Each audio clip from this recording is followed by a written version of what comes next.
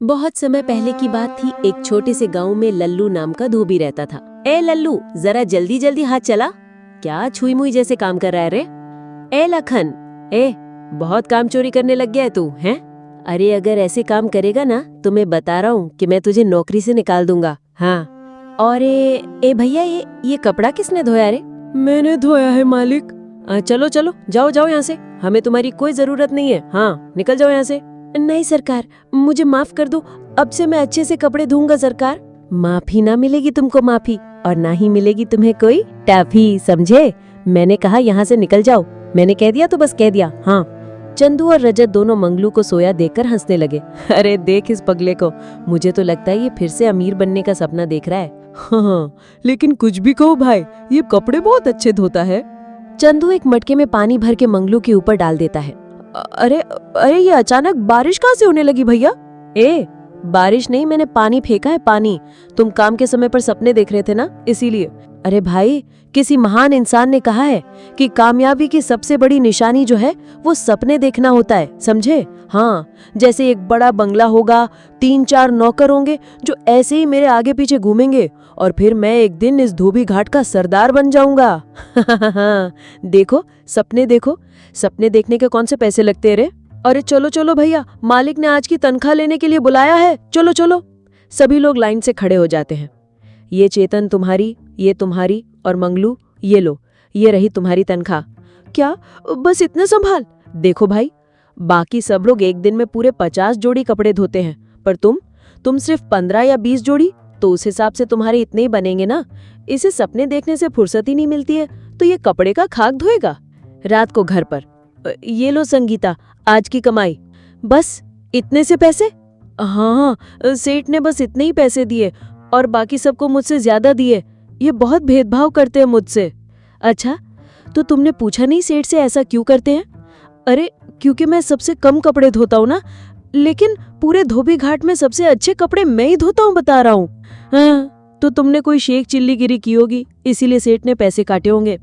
हाँ समझ गया, तुम्हें भी नहीं है भरोसा मेरी काबिलियत पर, लेकिन तुम देखना, एक दिन तुम पूरे धोबी घाट की मालकिन रहोगी। हाँ मालकिन। हाँ बस बस, मुझे तुम्हारी ऐसे ख्याली पुलाव पकाने की आदत नहीं, पर हाँ, मैं तो कहती हूँ कि सुधार लो अपनी काम चोरी की आदत। अरे समझ गया, मत करो भरोसा मुझ पर। हे भगवान, क्या करूं इस आदमी का, इसे खुद नहीं पता कि ये क्या है। कुछ दिनों तक ऐसे ही चलता रहता है। मंगलू ऐसे ही काम चोरी करता है और ख्यालू पुलाव पकाता है। एक दिन हीरालाल धोबी घाट पर आता है। अरे सुनो सभी के सभी, जल्दी चलो, सेठ ने जरूरी काम से बुलाया है।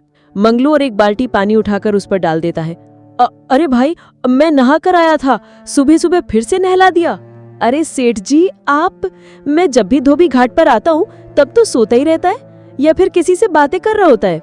अरे धोबी, सबसे ज्यादा तुम ही काम चोरी की हो, समझा? नहीं चाहिए मुझे अपने धोबी घाट पर तेरे जैसा कामचोर धोबी, निकल जाए ऐसे। मालिक ऐसा गजब मत कीजिए, मेरा तो घर ही इस धोबी घाट से चलता है, और मालिक मेरा तो बचपन से ये सपना रहा है कि मैं सबसे बड़ा धोबी बनूं। अच्छा, ऐसे काम चोरी करके धोबी बनेगा तू? है मंगलू, बहुत हो गया तेरा, मैं अब सहन नहीं करूंगा। नहीं सेठ जी, अब मैं पूरा मन लगाकर काम करूंगा, बस एक बार और मौका दे दीजिए। अरे सेठ जी 1 मिनट, वैसे सेठ जी ये मंगलू कामचोर जरूर है, लेकिन कपड़े पूरे धोबी घाट में सबसे अच्छे यही धोता है। हाँ, अगर हमने इसे निकाल दिया तो जरा सोचिए, हमारा भी नुकसान होगा। अच्छा ठीक है, नहीं निकालूंगा तुम्हें, पर ये तुम्हारी आखिरी गलती समझकर तुम्हें माफ कर रहा हूँ, समझे? अगर आगे से मैंने तुम्हें काम चोरी करते हुए देखा ना तो तुम्हारी नौकरी गई समझना। हाँ, फिर अपने आदमी को इशारा करता है। हाँ जी, अरे सुनो धोबी भाइयों, तुम सबके लिए ना एक अच्छी खबर है, सभी ये बात ध्यान से सुनो। क्या हुआ सर जी, ऐसी क्या खुशखबरी है?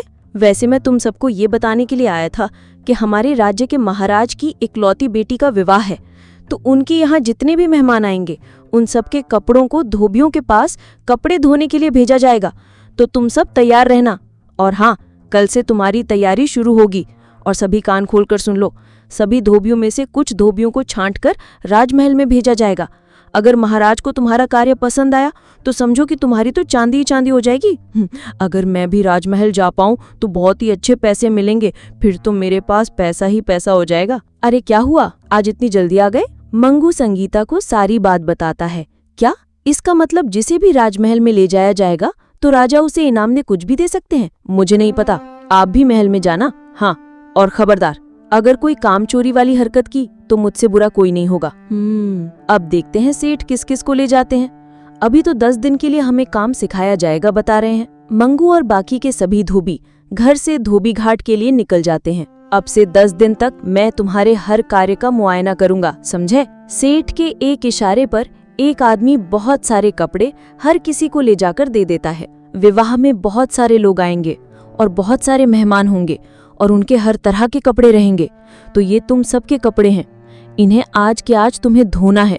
और हाँ, याद रखना, एक भी कपड़ा फटना नहीं चाहिए और ना ही खराब होना चाहिए। जो भी कपड़े बहुत अच्छे से धोएगा उसे ही हम राजमहल लेकर जाएंगे। कान खोलकर सुन लो सब। सभी धोबी जल्दी जल्दी काम करने की कोशिश और अच्छे से कपड़े धोते हैं। मैं क्या कहता हूँ, इस पूरे धोबी घाट में सेठ जी सबसे ज्यादा हम दोनों को पसंद करते हैं, तो हम दोनों को ही राजमहल लेकर जाएंगे। लेकिन हमें ये भी देखना है कि उस मंगलू को राजमहल में ना ले जाएं। अरे अरे, उसकी तो तुम फिक्र ही मत करो, हैं? क्योंकि इतना बड़ा कामचोर है मंगलू, इतना बड़ा कामचोर है कि वो काम करते करते ही सो जाएगा। हाँ, और या फिर वो किसी से बतियाने लगेगा, और ये भी नहीं तो वो सपने देखने में ही व्यस्त हो जाएगा, है ना? समझ गए ना? अरे पर उसे देख तो सही जरा, कितना मन लगाकर कपड़े धो रहा है और एक एक कपड़ा बिल्कुल चकाचक करके निकाल रहा है। देख जरा देख। अरे रजत भाई, फिक्र क्यों करते हो? देखो मैं क्या करता हूँ, देखो। अरे वाह वाह मंगलू भैया, हैं? तुम तो बहुत अच्छे से कपड़े धो रहे हो। लगता है तुम्हें राजमहल जाने की सबसे ज्यादा जल्दी है, पता चल गया मुझे। अरे नहीं नहीं, मैं तो बस अपना काम कर रहा हूँ भैया। वो क्या है ना कि अगर नहीं किया तो सेठ नौकरी से निकाल देंगे। अरे लेकिन जरा सोच मंगलू, अगर तू राजमहल गया तो तू हम सबसे बड़ा धोबी बन सकता है। हाँ, और तेरा बचपन का सपना भी तो पूरा हो जाएगा ना, समझा? अरे भाई देख कि मंगलू तो अपने पैर पर स्वयं कुल्हाड़ी मार रहा है भैया। काम धंधा तो कुछ करता नहीं और सो लग रहा है। हाँ तो अच्छा है ना, अरे हमें ही फायदा होगा ना मित्र। सब लोग ध्यान से सुनो, तुम सब धोबियों में से राजमहल में सिर्फ 10 धोबियों को ले जाया जाएगा। रमेश, रजत, चंदू, मंगलू। मंगलू का नाम सुनते ही चंदू और रजत दोनों हैरान हो जाते हैं। अरे इस मंगलू को क्यों सेठ जी? ये तो दिन भर काम चोरी करता रहता है। हाँ, सोया रहता था, लेकिन सारे कपड़े धोने के बाद वो तुम सबसे ज्यादा जल्दी कपड़े धो लेता था, इसीलिए उसे हम राजमहल ले जा रहे हैं। संगीता, कुछ दिनों के लिए मेरे कपड़े बांध दो, मुझे भी राजमहल ले जाया जा रहा है भाई। अरे वाह, आप भी राजमहल में जाओगे? ये तो बहुत अच्छी बात है, मैं अभी आपके कपड़े बांध देती हूँ। अगले दिन सभी राजमहल जाने के लिए तैयार हो जाते हैं। सभी लोग बहुत खुश होते हैं, लेकिन रजत और चंदू दोनों मंगलू को देखकर दुखी थे। रजत भाई, इस मंगलू का क्या किया जाए? हाँ, हम इसे किसी ना किसी तरह राजमहल से बाहर जरूर निकलवा देंगे भाई। राजमहल में सभी धोबियों के लिए कमरों की व्यवस्था की जाती है। ये देखो, इस स्थान पर तुम सभी धोबियों को अपने कपड़े धोने हैं। और हाँ, ध्यान रखना, हर एक कपड़ा अच्छे से साफ होना चाहिए और कहीं से वो मैला फटा नहीं होना चाहिए। सभी धोबी हाँ में सिर हिलाते हैं। तुम सबको कल से कार्य मिलेगा, कल से विवाह प्रारंभ हो जाएगा। और हाँ, राजकुमारी के ससुराल वालों के कपड़े अधिक ध्यान से धोने हैं, समझे? अगले दिन सभी को कपड़े दिए जाते हैं। एक सिपाही कपड़े लिए पहुंच जाता है। ये लो, ये सारे कपड़े आज दोपहर तक धो देना। सभी धोबी अपने अपने काम में व्यस्त हो जाते हैं। 2-3 दिन तक सभी धोबी अपना अपना काम करते हैं। रजत, अब तो पानी सर से ऊपर जा रहा है। हाँ, ये मंगलू, अरे ये तो हर रोज तुमसे ज्यादा अच्छे कपड़े धो रहा है, इसका कुछ ना कुछ तो करना ही पड़ेगा भैया। 4 दिन बाद, ये लो, ये सारे कपड़े राजकुमारी के ससुराल वालों के हैं, जरा ध्यान से धोना। अरे चंदू सुन, खुसुर खुसुर खुसुर खुसुर। अरे हम सब में से मंगलू सबसे ज्यादा अच्छे कपड़े धोता है भाई, तो राजकुमारी के ससुराल वालों के कपड़े सिपाही जी आप उसे ही दे दीजिए। सिपाही उन दोनों की बात सुनकर मंगलू को कपड़े दे देता है। सिपाही के जाने के बाद सभी धोबी अपना काम करते हैं और कपड़े धोकर सूखने के लिए डाल देते हैं। उस समय चंदू और रजत दोनों मिलकर राजकुमारी के ससुराल वालों के कपड़े काट देते हैं। अब आएगा ना मजा, अब महाराज मंगलू को दो ऐसे ही महल से निकाल देंगे। थोड़ी देर बाद जब मंगलू सूखे हुए कपड़े ले जाने के लिए आता है, ये क्या, ये सारे कपड़े तो फट गए, लेकिन मुझे याद है मैंने अच्छे से कपड़े धोए थे, तो फिर ये कैसे हो सकता है भाई? अगर महाराज या किसी और ने देख लिया तो गजब हो जाएगा, हो सकता है वो लोग मुझे निकाल दे। अगले दिन महाराज, सभी के कपड़े मिल गए परंतु राजकुमारी के ससुराल वालों के कपड़े नहीं मिले। क्या? परंतु ये कैसे हो सकता है? जरा ठीक से देखो, यहीं कहीं होंगे। नहीं महाराज, मैंने सभी स्थानों पर देख लिया है परंतु उनके कपड़े कहीं नहीं मिले। क्या? सभी धोबियों को दरबार में प्रस्तुत किया जाए।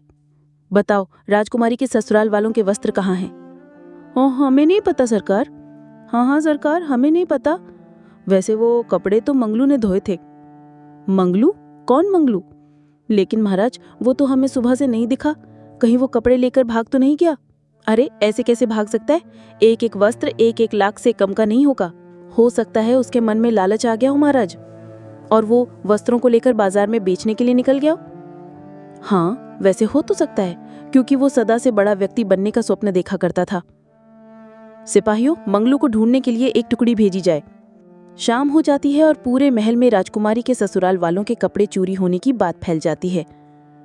क्या? हमारे कपड़े चोरी हो गए? लेकिन ये कैसे हो सकता है महाराज? महाराज, क्या यही व्यवस्था है आपकी? ये कैसे धोबी बुलवाए हैं आपने? हमने उस धोबी को ढूंढने के लिए एक टुकड़ी भेजी है। आप चिंता मत कीजिए, आपके वस्त्र मिल जाएंगे। लेकिन ऐसा कौन सा धोबी था जिन्होंने हमारी समधियों के कपड़े चुरा लिए, और ऐसे कैसे बाहर निकल सकता है? महाराज, ये देखिए, यही वो धोबी था जिसने राजकुमारी के वस्त्र चुराए थे। बताओ, क्यों किया तुमने ऐसा? मंगलू राजा को सारी बात बताता है। हमारा एक एक कपड़ा 1 लाख से कम का नहीं था और तुमने इतने कीमती कपड़े फाड़ दिए। मुझे क्षमा कर दीजिए महाराज, मुझसे गलती तो हुई है, लेकिन क्या? लेकिन कुछ नहीं महाराज, इस आदमी को कड़ी से कड़ी सजा मिलनी चाहिए।